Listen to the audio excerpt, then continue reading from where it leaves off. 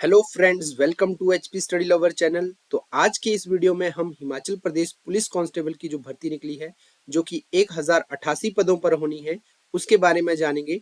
तो इस वीडियो में मैं आपको बताऊंगा कि कितनी वैकेंसीज जो हैं वो Himachal Pradesh public service commission के द्वारा निकाली गई हैं और क्या क्या इसका एलिजिबिलिटी क्राइटेरिया रहेगा। रिक्रूटमेंट के पूरे प्रोसेस की बात करेंगे और फिर हम देखेंगे कि एग्जाम का क्या पैटर्न रहेगा, एग्जाम में क्या सिलेबस रहेगा, इसके बारे में मैं आपको बताऊंगा और तैयारी आपको किस तरह से करनी है, डिटेल्ड स्ट्रेटजी के बारे में जो है इस वीडियो में मैं आपको बताऊंगा। और जो लोग इसकी तैयारी के लिए कोचिंग अफोर्ड नहीं कर सकते हैं, उनके लिए मैं एक फ्री इनिशिएटिव जो है वो शुरू करने जा रहा हूं, जिसके बारे में मैं आपको इस वीडियो में डिटेल में बताऊंगा। तो सबसे पहले हम बात करते हैं कि वैकेंसीज की। तो जैसा कि देखा जाए तो टोटल 1088 जो है वो वैकेंसीज जो हैं वो कमीशन के द्वारा निकाली गई हैं। और इन वैकेंसीज में अगर हम बात करेंगे तो जर्नल की जो है मेल के लिए जो है वो 281 वैकेंसीज हैं। एससी के लिए जो है वो 168 वैकेंसीज निकाली गई हैं। एसटी के लिए जो है वो 33 वैकेंसीज निकाली गई हैं। ओबीसी के लिए जो है वो 145 वैकेंसीज निकाली गई हैं। ईडब्ल्यूएस के लिए जो है वो 81 वैकेंसीज निकाली गई हैं। तो टोटल जो मेल की जो वैकेंसीज हैं वो रहेंगी आपकी 708। और इसी तरह से कमीशन ने जो है फीमेल कांस्टेबल के लिए जो है भर्ती निकाली है। उसमें अगर हम बात करेंगे तो जर्नल के लिए जो वैकेंसीज निकाली गई हैं वो 168 वैकेंसीज हैं। एससी के लिए जो है वो 85 वैकेंसीज निकाली गई हैं। एसटी के लिए जो है वो 20 वैकेंसीज निकाली गई हैं। ओबीसी के लिए 72 वैकेंसीज निकाली गई हैं। ईडब्ल्यूएस के लिए 35 वैकेंसी निकाली गई हैं। और इस तरह से टोटल जो फीमेल कांस्टेबल के लिए जो आपकी पोस्ट रहेंगी वो रहेंगी 380। तो टोटल दोनों को मिला के, मेल और फीमेल को मिला के जो है वो टोटल 1088 वैकेंसीज जो हैं वो एचपीपीएससी के द्वारा जो है निकाली गई हैं। और इस बार जो एग्जाम है वो आपका एचपीपीएससी ही कंडक्ट करवाएगा, that is Himachal Pradesh public service commission जो है वो इस बार आपका एग्जाम जो है कंडक्ट करवाने जा रहा है। और मैं आपको ये बात बता देना चाहता हूँ कि इस बार जो टोटल कैंडिडेट्स ने जो फॉर्म भरा है वो आपका 1.15 लैक्स, मतलब 1,15,000 लोगों ने जो है वो एचपी कांस्टेबल का जो फॉर्म है वो भरा गया है। तो अप्रोक्सीमेटली आप देख सकते हो कि कंपटीशन जो है वो इस बार टफ रहने वाला है। ऑलमोस्ट एक वैकेंसी के लिए आपको 105 टू 106, 105 से 6 लोग जो है फाइट करते हुए दिखेंगे। सो इसीलिए आप जो है वो तैयारी अभी से जो है वो शुरू कर दें। तो नेक्स्ट हम बात करते हैं एलिजिबिलिटी क्राइटेरिया की। तो मेल के लिए जो आपको एलिजिबिलिटी क्राइटेरिया रहेगा उसमें आपको +2 जो है वो सारी कैटेगरीज में जो है कंपलसरी है। तो आपको क्वालिफिकेशन के लिए जो है +2 होना अनिवार्य है। उसके बाद अगर हम बात करेंगे तो आप देख सकते हो कि एज का क्या क्राइटेरिया रहेगा। तो आप तो जर्नल के लिए जैसे 18 से 26 रहेगी, SC ST के लिए 18 से 28, ओबीसी के लिए 18 से 28, होमगार्ड के लिए 18 से 29, होमगार्ड के लिए SC ST के लिए 18 से 29। और ये आपके जो हैं हाइट के क्राइटेरिया रहेंगे और चेस्ट के क्राइटेरिया इस तरह से रहेंगे, जो कि आप पीडीएफ में देख सकते हैं। और अगर आपको इस पीडीएफ की आवश्यकता है तो आप मेरे टेलीग्राम चैनल, जो कि डिस्क्रिप्शन बॉक्स में दिया है, उससे जो है वो डाउनलोड कर सकते हैं। उसके बाद बात करते हैं फीमेल कांस्टेबल में क्या क्या एलिजिबिलिटी क्राइटेरिया रहने वाला है। इसमें आप देख सकते हैं कि जर्नल के लिए जो है एज जो लिमिट रहेगी वो 18 से 26 रहेगी। और SC ST के लिए 18 से 28, ओबीसी के लिए 18 से 28, होमगार्ड के लिए 18 से 29, होमगार्ड SC ST के लिए 18 से 29। और एजुकेशन क्वालिफिकेशन जो है वो +2 जो है वो सबके लिए कंपलसरी है। और इसी तरह से आप हाइट के क्राइटेरिया भी देख सकते हैं कि कौन कौन सी कैटेगरी के लिए जो है वो क्या क्या एज का क्राइटेरिया जो है वो रखा गया है। नेक्स्ट हम बात करते हैं कि रिक्रूटमेंट का प्रोसेस जो है वो क्या रहने वाला है। तो रिक्रूटमेंट के प्रोसेस की बात करेंगे तो सबसे पहले आपका जो है वो का फिजिकल टेस्ट होगा। जो फिजिकल टेस्ट होगा वो आपको 2 फेजेस में देखने को मिलेगा। मतलब इन्होंने जो है वो 2 कैटेगरीज में फिजिकल टेस्ट को डिफाइन किया गया है, जो कि फिजिकल स्टैंडर्ड टेस्ट PST के नाम से जाना जाता है और फिजिकल एफिशिएंसी टेस्ट PET के नाम से जो है 2 फेजेस में इसको जो है वो डिवाइड कर दिया गया है। एक जो फिजिकल स्टैंडर्ड टेस्ट है आपका, जिसमें आपकी हाइट वगैरह के जो हैं वो मार्क्स दिखाए जाएंगे। जैसे आप देख सकते हो इसमें फिजिकल स्टैंडर्ड टेस्ट में क्या होगा आपका जो आपकी हाइट है उसके अकॉर्डिंग जो है आपको मार्क्स जो हैं वो दिए जाएंगे, और ये एंड में जो आपकी इवेल्युएशन होगी तब ये मार्क्स जो हैं वो आपके जो भी मेरिट लिस्ट बनेगी उसके साथ जो है वो जोड़े जाएंगे। तो जैसे जिसकी हाइट जो है वो 5 फुट 7 इंच से कम है उसको कोई मार्क्स नहीं है, जिसकी 5 फुट 7 इंच से 5 फुट 8 इंच के बीच में है उसको 1 मार्क्स। इस तरह से जो है इन्होंने मेल्स के लिए भी डिफाइन की गई है हाइट, और फीमेल के लिए भी जो है हाइट जो है उसके मार्क्स जो हैं वो डिफाइन किए हैं, आप इस पीडीएफ में देख सकते हैं। सेकंड जो आपका फेस रहेगा उसमें पीईटी है, फिजिकल एफिशिएंसी टेस्ट है। सबसे पहले यही होगा आपका फिजिकल एफिशिएंसी टेस्ट, जिसमें आपको जो है वो 1500 मीटर की रेस रहेगी। मेल की बात करेंगे अगर तो 1500 मीटर की रेस रहेगी जो कि आपको 5 मिनट 30 सेकंड में करनी है कवर। हाई जंप जो है वो 1.35 मीटर का रहेगा मेल के लिए। 100 मीटर की रेस रहेगी जो आपको 14 सेकंड में कंप्लीट करनी है। ब्रॉड जंप रहेगा जो कि आपको 4 मीटर में कवर करना है। इसी तरह से फीमेल के लिए जो है वो आपका फिजिकल एफिशिएंसी टेस्ट होगा, जिसमें आपको 800 मीटर की रेस है वो 3 मिनट 45 सेकंड में कवर करनी है। हाई जंप है जो आपको मिनिमम 1.10 मीटर का होना चाहिए। 100 मीटर की रेस होगी जो आपको 17 सेकंड में कवर करनी है। ब्रॉड जंप है जो आपका 3 मीटर जो है अप्रोक्सीमेट होना चाहिए मिनिमम जो है, और इसके लिए आपको 3 अटेम्प्ट्स दिए जाएंगे। तो इस तरह से जो है आपका 2 फेजेस में ये डिवाइड किया गया है। एक में आपको क्या है हाइट के मार्क्स मिलेंगे, और दूसरा आपको क्या है फिजिकल एफिशिएंसी टेस्ट होगा आपका, मतलब जो आपका फिजिकल होता है नॉर्मल वो होगा आपका। और जैसा कि आपको पता है कि नंबर ऑफ कैंडिडेट्स जो हैं वो ज्यादा हो गए हैं, तो इसीलिए थोड़ा फिजिकल को भी जो है थोड़ा अपग्रेड किया गया है, थोड़ा इसका स्टैंडर्ड्स जो हैं वो बढ़ा दिए गए हैं। तो सबसे पहले आपको फिजिकल टेस्ट के लिए जो है वो अभी से और आज से ही जो है तैयारी शुरू कर देनी है, और आपको इस स्लाइड का स्क्रीनशॉट लेके जो है इसको प्रिंट निकलवा के जो है अपने रूम की दीवार पर जो है वो लगाना है। और जब आप इन 4 पैरामीटर्स को, ये जो आपके 4 पैरामीटर्स हैं जैसे मैंने मेल के लिए भी बताए और फीमेल के लिए भी बताए, तो जब आप इन 4 पैरामीटर्स को जो है वो अचीव कर लेंगे तो आप समझ सकते हैं कि आपकी फिजिकल की तैयारी जो है वो कंप्लीट हो चुकी है। देखिए आपको कुछ न्यूज़पेपर में, आपको अभी रिसेंटली जो न्यूज़पेपर आए थे उनमें आपको देखने को मिल रहा था कि पहले रिटन टेस्ट होगा फिर उसके बाद जो है वो फिजिकल होगा, लेकिन ऐसा कुछ नहीं है। जो आपकी जो रिक्रूटमेंट की नोटिफिकेशन आई है उसमें साफ लिखा हुआ है कि पहले जो है वो आपका फिजिकल होगा और उसके बाद आपका रिटन होगा। तो न्यूज़पेपर वाले अक्सर जो है एग्जाम के पैटर्न के बारे में आपको गलत नोटिफिकेशन दिखाते रहते हैं, तो उस पर आपको ध्यान नहीं देना है। तो आपको जो आपकी नोटिफिकेशन है उसी के ऊपर फोकस करना है। उसमें साफ साफ लिखा है कि पहले जो है आपका फिजिकल होगा और उसके बाद आपका रिटन होगा, और जो कैंडिडेट जो है वो फिजिकल के लिए क्वालिफाई हो जाएंगे उसके बाद उनका जो है रिटन में उनको बिठाया जाएगा। और जैसा कि आपको पता है कि अभी तो सुप्रीम कोर्ट की भी गाइडलाइंस आ गई हैं कि अगर एक बार आपने जो रिक्रूटमेंट की नोटिफिकेशन जो है वो स्टार्ट कर दी तो उसमें आप कोई भी अमेंडमेंट नहीं कर सकते हैं, मतलब उसमें कोई भी बदलाव नहीं कर सकते हैं। तो जैसा कि HPPSC ने जो आपकी ये नोटिफिकेशन जारी की है तो उसको जो एग्जाम है वो इसी के अकॉर्डिंग जो है वो करवाना होगा। ये सुप्रीम कोर्ट की भी गाइडलाइंस रिसेंटली जो है वो जारी की गई है। नेक्स्ट बात करते हैं हम एग्जाम का पैटर्न क्या रहेगा। तो एग्जाम के पैटर्न में बात करेंगे तो आपको यहाँ पे साफ तौर पे नोटिफिकेशन में लिखा गया है कि +2 का स्टैंडर्ड का जो है वो आपका एग्जाम आने वाला है। और जैसा कि मैं आपको बता दूं HPPSC जो है वो एग्जाम कंडक्ट करवा रही है, तो एग्जाम का थोड़ा सा लेवल जो है आपको वो हाई देखने को मिल सकता है, लेकिन इसमें साफ तौर पे मेंशन किया गया है कि +2 के स्टैंडर्ड का एग्जाम जो है वो आपको देखने को मिलेगा। और इसमें एग्जाम जो रहेगा वो लगभग 2 घंटे का रहेगा, और 90 मार्क्स के क्वेश्चन जो हैं जो कि ऑब्जेक्टिव टाइप के होंगे, MCQ टाइप्स के होंगे, वो आपको देखने को मिलेंगे। एंड क्वेश्चन पेपर जो है वो आपको दोनों लैंग्वेजेस इंग्लिश और हिंदी दोनों में देखने को मिलेगा। दोनों लैंग्वेजेस में आपका क्वेश्चन पेपर जो है वो आएगा।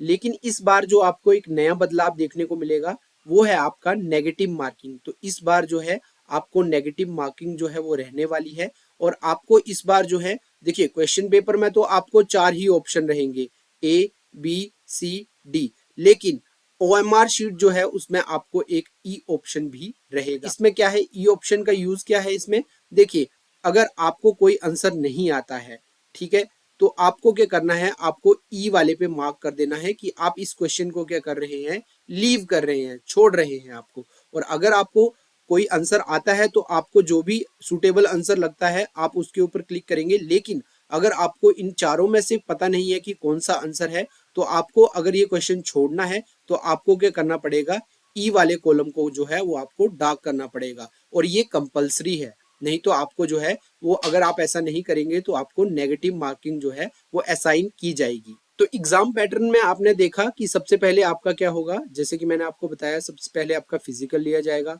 उसके बाद आपका जो है वो रिटन एग्जामिनेशन होगा। रिटन एग्जामिनेशन में आपको मैंने बताया कि इस बार जो है नेगेटिव मार्किंग भी रहने वाली है।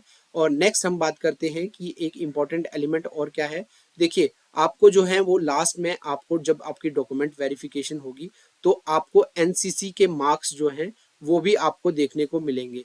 तो जिसके पास एनसीसी ए सर्टिफिकेट होगा उसको 1 मार्क्स मिलेगा, एनसीसी बी सर्टिफिकेट के लिए 2 मार्क्स हैं, एनसीसी सी सर्टिफिकेट के लिए 4 मार्क्स हैं। तो ये जो आपको जो मैक्सिमम 4 मार्क्स हैं वो आपको देखने को मिलेंगे एनसीसी सर्टिफिकेट्स के लिए दिए जाएंगे। जिसके पास एनसीसी ए का सर्टिफिकेट है उसके लिए 1 मार्क्स, बी के लिए 2 मार्क्स, और जिसके पास सी टाइप का सर्टिफिकेट है उसके लिए 4 मार्क्स आपको मैक्सिमम जो है वो अवार्ड किए जाएंगे।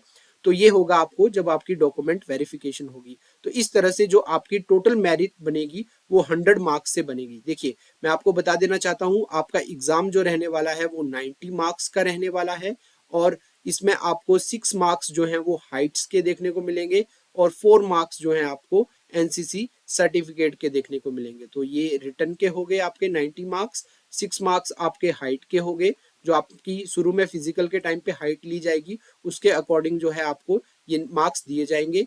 4 मार्क्स आपके रहेंगे एनसीसी सर्टिफिकेट। इस तरह से आपकी जो मेरिट है वो टोटल 100 मार्क्स से बनेगी। नेक्स्ट अब हम एग्जाम के सिलेबस की बात करते हैं कि एग्जाम का सिलेबस क्या रहने वाला है। तो जैसा आप देख सकते हो, एग्जाम टाइप क्या रहेगा आपका, एग्जाम टाइप आपका ऑब्जेक्टिव रहेगा, जिसमें आपको मल्टीपल चॉइस क्वेश्चन जो है वो देखने को मिलेंगे, और आपके कौन कौन से सब्जेक्ट से आपको क्वेश्चन देखने को मिलेंगे।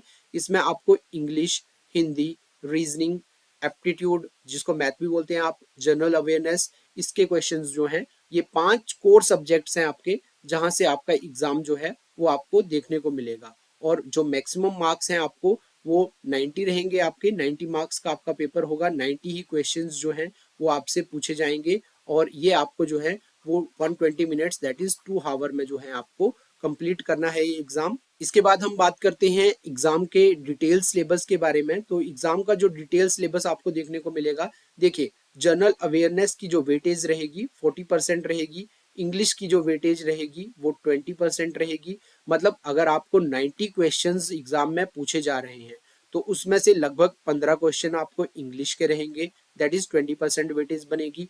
हिंदी के भी आपको 15 ही क्वेश्चन देखने को मिलेंगे आपको, और रीजनिंग के आपको जो है 15 क्वेश्चंस देखने को मिलेंगे।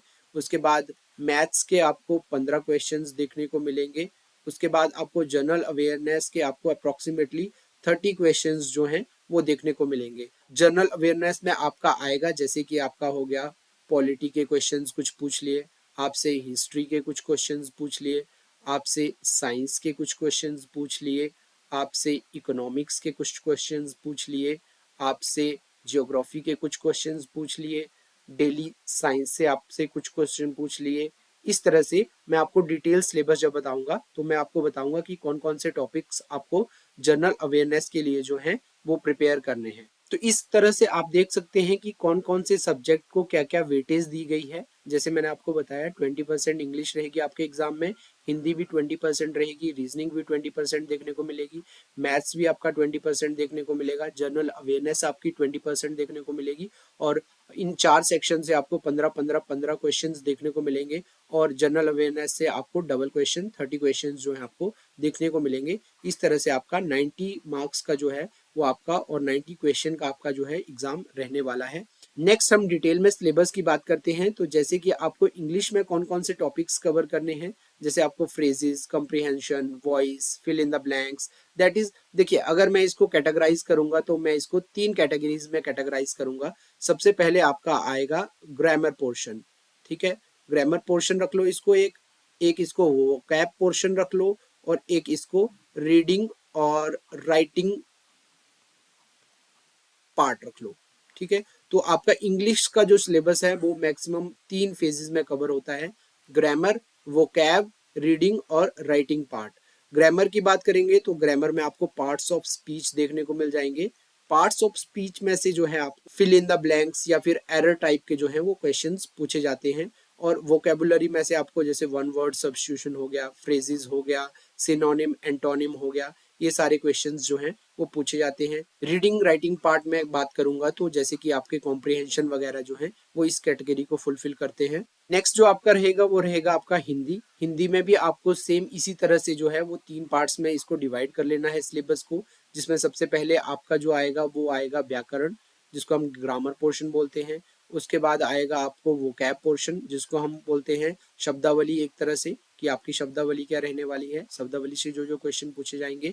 नेक्स्ट आपका जो है वो रीडिंग और राइटिंग पार्ट इसमें भी आ जाएगा, जिसको हम पाठ बोधक बोलते हैं। सेम जैसे कॉम्प्रिहेंशन होता है वैसे ही इसमें भी क्वेश्चंस पूछे जाते हैं। तो देखिए इस बार जो पेपर लेने वाला है वो HPPSC लेने वाला है, तो आपको पूरी तरह से प्रिपेयर रहना है, क्योंकि इन किसी भी टॉपिक में से जो है आपके क्वेश्चंस जो हैं वो बन सकते हैं।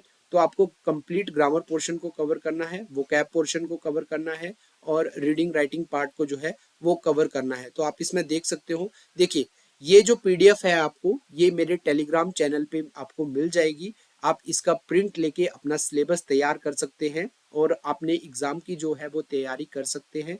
और इम्पॉर्टेंट चीज ये है कि आपको ये एक ही जगह पे जो है कंटेंट मिल जाएगा, ठीक है। तो आपको सिलेबस के लिए इधर उधर भागने की जरूरत नहीं है, आप इसका प्रिंट ले लीजिए और इसके हिसाब से अपनी तैयारी जो है वो शुरू कर दीजिए। नेक्स्ट हम बात करते हैं जैसे रीजनिंग सेक्शन में आपको क्या क्या पूछा जाएगा। नंबर सीरीज के कुछ क्वेश्चंस आएंगे, अल्फाबेट सीरीज के कुछ क्वेश्चन आएंगे, सिलॉज के कुछ क्वेश्चंस आएंगे, ब्लड रिलेशन के कुछ क्वेश्चन आएंगे, कोडिंग डिकोडिंग, डायरेक्शन के कुछ क्वेश्चन, रैंकिंग के कुछ क्वेश्चंस, सीट अरेंजमेंट के कुछ क्वेश्चंस। इस तरह से आपका सिलेबस जो है वो रीजनिंग के लिए रहने वाला है। नेक्स्ट हम बात करते हैं कि मैथ्स के लिए आपके क्या क्या क्वेश्चंस रहने वाले हैं, जैसे number system, ratio and proportion, average, profit loss, percentage, ये सारे जो है टॉपिक्स आपको जो है अपनी तैयारी में कवर करने हैं।